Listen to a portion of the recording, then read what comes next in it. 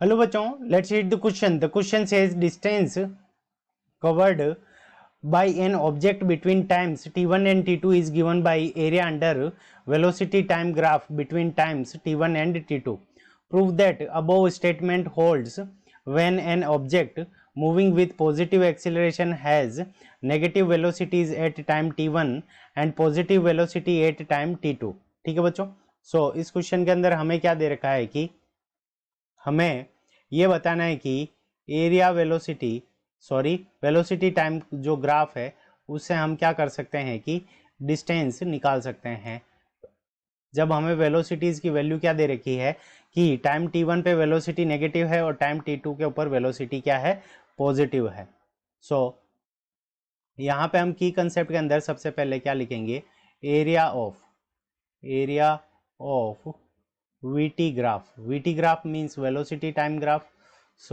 Area of VT graph. अब VT graph का जो एरिया होता है वेलोसिटी टाइम ग्राफ का, वो हमारा किसको रिप्रेजेंट करता है, डिस्प्लेसमेंट को रिप्रेजेंट करता है। डिस्प्लेसमेंट, ठीक है बच्चों। एरिया ऑफ VT ग्राफ हमारा किसको रिप्रेजेंट कर देगा, डिस्प्लेसमेंट को रिप्रेजेंट कर देगा। और डिस्प्लेसमेंट के थ्रू ही हम क्या निकाल सकते हैं, डिस्टेंस की वैल्यू कैलकुलेट कर सकते हैं जब हम एरिया को पॉजिटिव कंसीडर करके ऐड करेंगे। ठीक है बच्चों, यहाँ पे हमारे पास में area of VT graph is equals to displacement हो गया। फिर सेकंड नंबर हम की कंसेप्ट क्या लगाएंगे, slope of.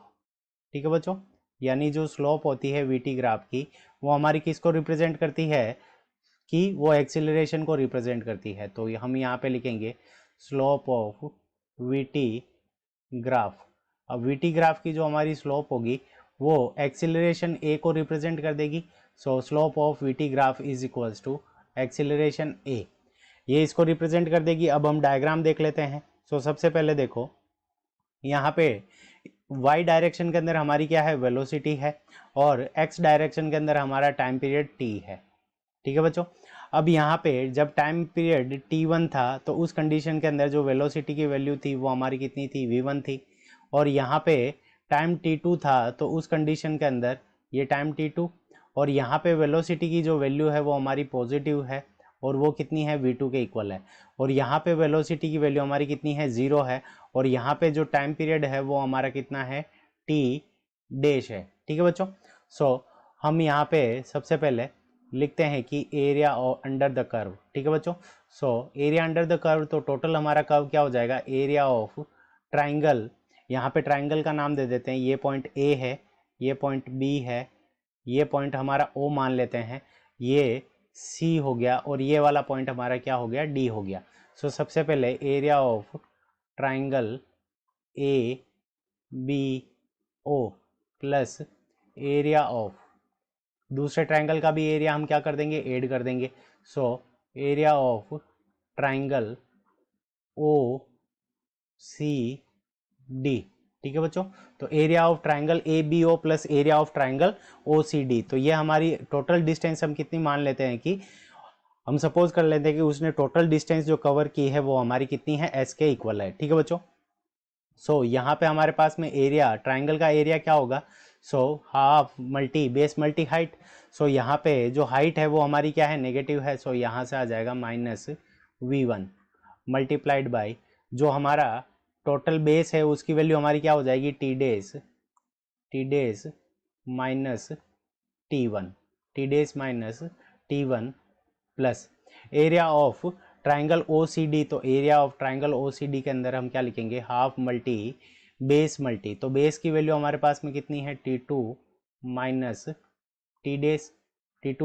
T days multiplied by height की वैल्यू हमारे पास में कितनी है, V2। ये वैल्यू हो गई। अब देखो हम स्लोप से वैल्यू क्या निकाल सकते हैं, तो किसी भी डायग्राम की जो हमारी ग्राफ की जो स्लोप होती है उसको हम क्या लिख सकते हैं, dv बाई dx, यानी change in y divided by change in x। अब देखो यहाँ पे हमें जो स्लोप दे रखी है वो किसके इक्वल होनी चाहिए, एक्सेलरेशन के इक्वल होनी चाहिए। अगर हम स्लोप देखें तो हमारे पास में जो फाइनल वेलोसिटी है, एक्सेलरेशन की वैल्यू हमें क्या दे रखी है, पॉजिटिव दे रखी है। यहाँ से हमारे पास में यहाँ पे जब टाइम इज इक्वल्स टू, तो acceleration a is equals to हम क्या लिख सकते हैं, v1 divided by T dash minus T1। ठीक है बच्चों, टी डेज माइनस T1, ये हमारे पास में एक्सेलरेशन की वैल्यू हो जाएगी, प्लस यहाँ पे दूसरे कंडीशन के अंदर हमारे पास में एक्सेलरेशन की वैल्यू कितनी हो जाएगी, सो v2 divided by T2 minus T dash. तो ये हमारे पास में एक्सेलरेशन की वैल्यू होगी। अब देखो यहाँ से हम क्या कर सकते हैं, टी डेज माइनस T1 और T2 माइनस टी डेज की वैल्यू पुट कर सकते हैं। सो यहाँ से हमारे पास में आ जाएगा T dash minus T1 is equals to V1 divided by A, और यहाँ से हमारे पास में T2 माइनस टी डेज की जो वैल्यू आ जाएगी वो कितनी आ जाएगी, सो इसकी वैल्यू आ जाएगी हमारे पास में V2 डिवाइडेड बाई A। तो इन दोनों इक्वेशन से हम क्या करेंगे, टी डेज माइनस T1 और T2 माइनस टी डेज की वैल्यू पुट कर देंगे।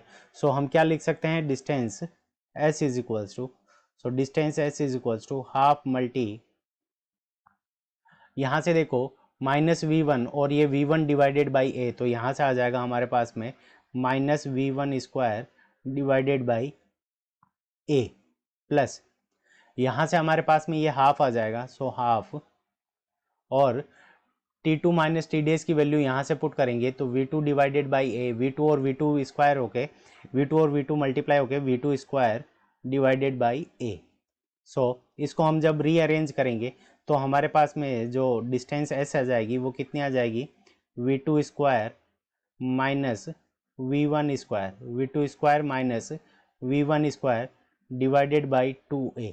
तो यहाँ पे जो हमारे पास में टोटल डिस्टेंस जो ट्रेवल हुई है बाई ग्राफ, उसकी वैल्यू कितनी है, V2 square minus V1 square divided by 2A। अगर हम इक्वेशन से अगर हम देखें तो फाइनल वेलोसिटी हमारी कितनी है, V2, so V2 square, equation of motion third number अगर हम यूज़ करेंगे तो V2 square is equals to V1 square plus 2AS। So यहाँ से हमारे पास में जो S की वैल्यू आ जाएगी वो वैल्यू कितनी आ जाएगी, सो V2 square minus V1 square, V2 square minus V1 square divided by 2A। तो यहाँ पे दोनों इक्वेशन से हमने जो S की वैल्यू कैलकुलेट की है वो भी क्या है, V2 square minus V1 square divided by 2A, और बाई ग्राफ जो कैलकुलेट की है वो भी कितनी है, V2 square minus V1 square divided by 2A। तो ये दोनों ही वैल्यू हमारी सेम है। So this is our correct answer. I hope you understood it well. Best of luck. Thank you.